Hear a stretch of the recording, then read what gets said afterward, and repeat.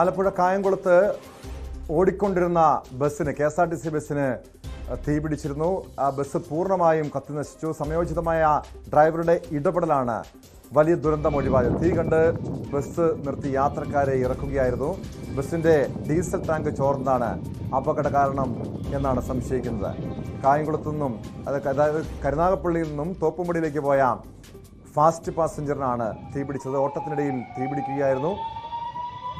Kayamkulam MSM കോളേജിന് മുൻപിൽ വെച്ചാണ് സംഭവം ഉണ്ടായത്. ബസ്സിലുണ്ടായിരുന്ന ഉടൻ തന്നെ, അതായത് ബസ് തീ പിടിക്കുന്നത് കണ്ട് ഉടൻ തന്നെ ബസ്സിലുണ്ടായിരുന്ന മുഴുവൻ യാത്രക്കാരെയും ഇറക്കുന്നു. പിന്നീട് നാട്ടുകാരും ഫയർഫോഴ്സും ചേർന്ന് തീ അണയ്ക്കാൻ ശ്രമിക്കുകയായിരുന്നു.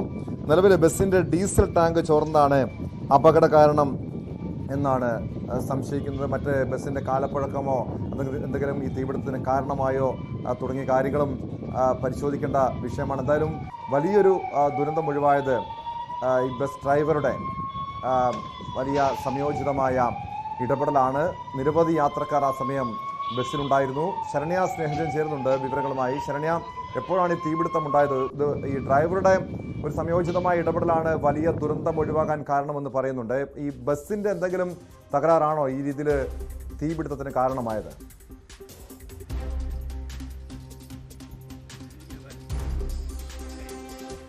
ടോം, ഇന്ന് രാവിലെ 9:30 കായംകുളം ONKV ജംഗ്ഷന് സമീപമാണ് ഇത്തരത്തിലൊരു വലിയ അപകടം ഉണ്ടായത്. അതായത് KSRTCയുടെ പുതിയ ബസ്, 7 മീറ്റർ നീളമുള്ള പുതിയ ബസ് ഇന്ന് തോട്ടപ്പടിയിലേക്ക് സർവീസ് നടത്തുന്നതിനായി കരുനാഗപ്പള്ളി സ്റ്റേഷനിൽ നിന്ന് പുറപ്പെട്ട വഴിയാണ്, ആ വഴിമധ്യയാണ് ഇത്തരമൊരു വലിയ തീപിടുത്തം ഉണ്ടാകുന്നത്.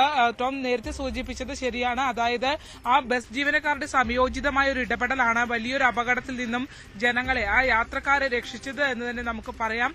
കാരണം ഈ വാഹനം അവിടെ നിന്ന് പുറപ്പെട്ട 9:30 കായംകുളം MSM കോളേജിന് സമീപം എത്തുന്നു. അവിടെ വെച്ച് വാഹനത്തിൽ പുക കാണുന്നത് ഡ്രൈവറുടെയും കണ്ടക്ടറുടെയും ഒക്കെ ശ്രദ്ധയിൽപ്പെടുകയും അവർ വേഗം തന്നെ ബസ് MSM കോളേജിന്റെ സൈഡിലേക്ക് ഒതുക്കുകയുമാണ് ചെയ്തത്.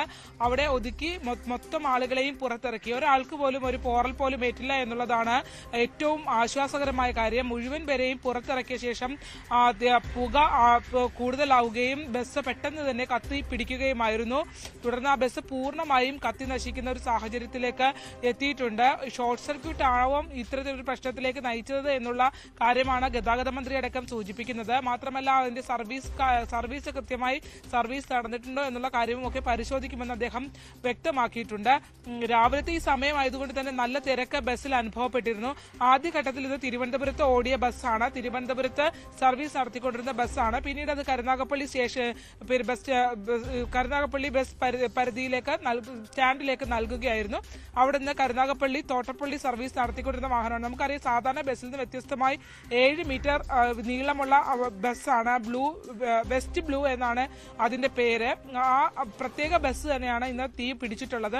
ഇതിനകത്ത് ഒരു പ്രധാനപ്പെട്ട കാര്യമെന്ന് പറയുന്നത് നമുക്കറിയാം, മോട്ടോർ വാഹന വകുപ്പുമായി ബന്ധപ്പെട്ട ഒരു അന്വേഷണം നിലവിൽ സർക്കാർ നടത്തിക്കൊണ്ടിരിക്കുകയാണ്. അതായത് പലയിടങ്ങളിലായി ഓടിക്കൊണ്ടിരിക്കുന്ന വാഹനങ്ങൾക്ക് തീ പിടിക്കുന്ന സാഹചര്യം ഉണ്ടായിട്ടുണ്ട്.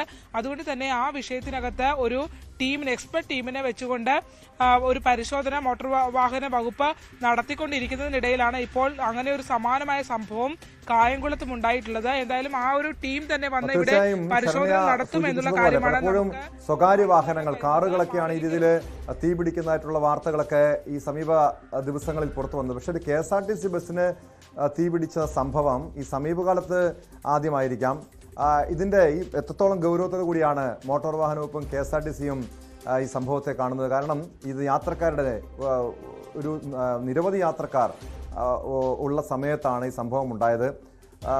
ഈ ഒരു വിഷയത്തെ എങ്ങനെയാണ് കാണുന്നത്? കാരണം ഈ ഒരു ബസ്, ഇത് പുതിയ ബസ്സാണെന്നാണ് മനസ്സിലാക്കുന്നത്. ഈ ബസ്സുകൾ ഇതേ സമയത്ത് KSRTC പുറത്തിറക്കിയ ബസ്സുകളിലൊക്കെ ഇനി കൂടുതൽ പരിശോധന വേണ്ടതല്ലേ ശരണ്യ? ടോം പറഞ്ഞത് ശരിയാണ്. അതൊരു പ്രത്യേക ബസ്സാണ്. അതായത് ഒരു സാധാരണ ബസ്സിൽ നിന്ന് ബസ്സിനോടൊപ്പം തന്നെ ഒരു ഭാഗം കൂടി എക്സ്റ്റെൻഡ് ചെയ്ത നീളത്തിൽ വരുന്ന ഒരു ബസ്സാണ്. അതുകൊണ്ട് തന്നെ 7 മീറ്ററോളം ഈ ബസ്സിന് നീളവുമുണ്ട്. ഇതിനകത്ത് കൂടുതൽ ആളുകളെ ഉൾക്കൊള്ളാനും കഴിയും. പ്രധാനപ്പെട്ട കാര്യം അന്ന് മോട്ടോർ വാഹന വകുപ്പ് നടത്തിയ അന്വേഷണത്തിന്റെ ഭാഗമായി അവർ കണ്ടെത്തിയ ചില കാര്യങ്ങൾ. അത് ഇതിനു മുമ്പ് മാവേലിക്കരയിൽ ഒരാൾ വീട്ടിലേക്ക് വാഹനം കയറുന്നതിനിടയിൽ കാറിന് അകത്ത് ഇരുന്ന് കത്തി പിടിക്കുന്ന ഒരു സാഹചര്യം ഉണ്ടായിരുന്നു. അയാൾ മരിക്കുകയും ചെയ്തു. അങ്ങനെയുള്ള സാഹചര്യങ്ങളൊക്കെ പരിശോധിച്ചപ്പോൾ മോട്ടോർ വാഹന വകുപ്പിന്റെ പ്രധാനമായ ഒരു കണ്ടെത്തൽ എന്ന് പറയുന്നത് ഈ ബസ് വാഹനങ്ങളിൽ ഉപയോഗിക്കുന്ന വസ്തുക്കൾ, അതായത് അതിന്റെ വയറിങ്ങിന് ഉപയോഗിക്കുന്ന സാധനങ്ങൾ, ചില ഹോണുകൾ, അങ്ങനെ ഒരു മോഡിഫിക്കേഷനിലേക്ക് പോകുന്ന വാഹനങ്ങൾക്കാണ് ഏറ്റവും കൂടുതലായി ഇത്തരം കത്തൽ ഉണ്ടാകുന്നത് എന്നുള്ള കാര്യം അന്ന് മോട്ടോർ വാഹന വകുപ്പിന്റെ ഉദ്യോഗസ്ഥരുമായി സംസാരിച്ചപ്പോൾ നമുക്ക് മനസ്സിലാക്കാൻ കഴിഞ്ഞിരുന്നു. അങ്ങനെ മോഡിഫിക്കേഷൻ കാറ്റഗറിയിലേക്ക് പോകുന്ന ഈ വണ്ടി മോഡിഫൈ ചെയ്ത ഒരു വണ്ടിയാണ്.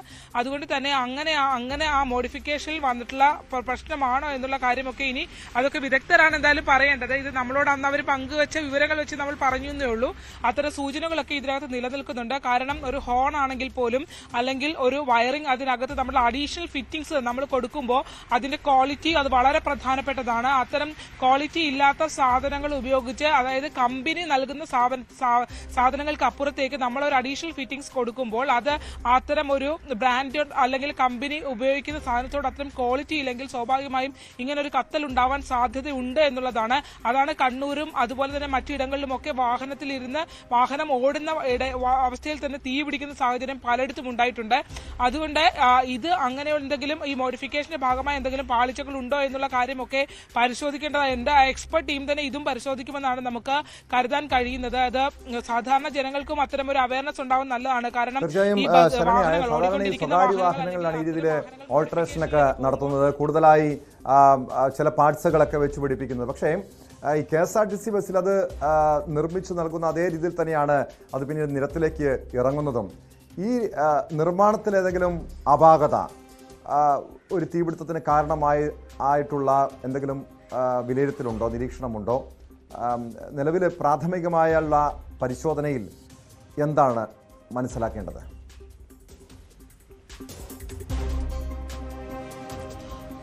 ഇപ്പോൾ എന്തായാലും ഇത് സാധാരണ ബസ്സല്ല, ഇതൊരു മോഡിഫൈഡ് ബസ്സാണ്. കാരണം നമുക്കറിയാം സാധാരണ ബസ്സിന്റെ നീളത്തിനേക്കാൾ കൂടുതൽ ഒരു ഭാഗം അതിനകത്ത് അഡീഷണൽ ആയ ഒരു ഭാഗം കൂടി ജോയിൻ ചെയ്തിട്ടുള്ള അങ്ങനത്തെ ഒരു ബസ്സാണ്. അതുകൊണ്ട് തന്നെ ഇതിന് മോഡിഫിക്കേഷൻ എന്നുള്ളത് അത് കമ്പനി തന്നെ ചെയ്ത് നൽകിയതാണോ, ഏത് വാഹനം നിർമ്മിക്കുന്ന കമ്പനികൾ തന്നെ ചെയ്ത് നൽകിയതാണോ എന്നുള്ള കാര്യമൊക്കെ പരിശോധിക്കുന്നുണ്ട്. എന്തായാലും ഷോർട്ട് സർക്യൂട്ട് ഉണ്ടായിട്ടുള്ളതാവാം ഇത്തരം ഒരു കാരണത്തിലേക്ക് നയിച്ചതെന്നുള്ള പ്രാഥമിക നിഗമനം ഇന്ന് അത് ഗതാഗത മന്ത്രി തന്നെ പങ്കുവച്ചിട്ടുണ്ട്.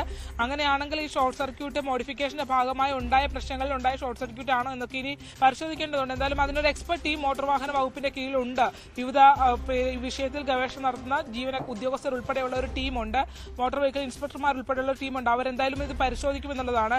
ആലപ്പുഴയെ സംബന്ധിച്ചിടത്തോളം കായംകുളത്തെ ഏറ്റവും ആശ്വാസകരമായ കാര്യം ഒരു മനുഷ്യന് പോലും ഒരു പോറല് പോലും ഏറ്റിട്ടില്ല എന്നുള്ളതാണ്. ആ ബസ് കണ്ടാൽ ആ ബസ് പൂർണ്ണമായി കത്തി നശിച്ചിട്ടുണ്ട്. അത് ദൃശ്യങ്ങൾ കാണുമ്പോൾ തന്നെ നമുക്കത് വളരെ ഞെട്ടലുണ്ടാക്കുന്നതാണ്. കാരണം അത്ര വലിയ ഒരു കത്തൽ ആ ബസ്സിൽ ഉണ്ടാവുകയും ആ ബസ് പൂർണ്ണമായി കത്തി നശിക്കുകയും ചെയ്തിട്ടുണ്ട്. അത്രയും വലിയൊരു സംഭവം ഉണ്ടായിട്ടും ഒരു മനുഷ്യനും ഒരു പരിക്ക് പോലും ഉണ്ടായിട്ടില്ല എന്നുള്ളതാണ് ഏറ്റവും ആശ്വാസകരം. അതിൽ ആ ഉദ്യോഗസ്ഥരെ, ആ ജീവനക്കാരെയും നമുക്ക് അഭിനന്ദിക്കേണ്ടതായുണ്ട്. ജീവനക്കാരുടെയും നാട്ടുകാരുടെയും ഒപ്പം തന്നെ അവിടെയുള്ള മറ്റ് ബസ്സിൽ യാത്ര ചെയ്ത ആളുകളുടെയും ഒക്കെ എല്ലാവരുടെയും ഒരു സമയോചിതമായ കൂട്ടായ പ്രവർത്തനത്തിന്റെ ഭാഗമായി തന്നെയാണ് അത്തരത്തിൽ വലിയൊരു അപകടത്തിൽ നിന്ന് അവിടെ അവർക്ക് രക്ഷപ്പെടാൻ കഴിഞ്ഞത്. മാത്രമല്ല 3 യൂണിറ്റ് ഫയർഫോഴ്സ് തന്നെ വേഗം എത്തി ആ തീ അണക്കാനും ഒക്കെ ശ്രമിച്ചിട്ടുണ്ട്. പക്ഷേ ബസ് പൂർണ്ണമായി കത്തി എന്നുള്ളതാണ്. മറ്റ് സ്ഫോടനങ്ങളോ, അതായത് നമുക്കറിയാലോ ഡീസൽ നിറച്ച് വരുന്ന വാഹനങ്ങളാണ്, അത് പൊട്ടിത്തെറിക്കാനുള്ള സാധ്യതയുണ്ട്. അത്തരത്തിൽ മറ്റ് സ്ഫോടനങ്ങളോ കാര്യങ്ങളോ ഒന്നും ഉണ്ടാവാതെ ആ സമയോചിതമായി അത് അണച്ച് ആ ബസ്സിനെ മാവേലിക്കര ഡിപ്പോയിലേക്ക് മാറ്റാൻ കഴിഞ്ഞു എന്നുള്ളത് വളരെ വലിയ ആശ്വാസകരമാണ്. കാരണം ഒരു തിക്ലി പോപ്പുലേറ്റഡ് ആയിട്ടുള്ള ഒരു സ്ഥലത്ത് വെച്ചിട്ടാണ്, അത്രയും ആളുകളുള്ള കടകളൊക്കെ തൊട്ടടുത്തുള്ള ഒരു സ്ഥലത്ത് വെച്ചാണ് ഈ വാഹനത്തിന് ഈ പ്രശ്നം ഉണ്ടാകുന്നത്. അത്രയും വലിയൊരു തീ ആളിപ്പടർന്നത്. അപ്പോൾ പോലും ആർക്കും ഒരു പ്രശ്നവുമില്ലാതെ അത് മാനേജ് ചെയ്യാൻ കഴിഞ്ഞു എന്നുള്ളത് തന്നെയാണ് ഏറ്റവും ആശ്വാസകരം. ടോം,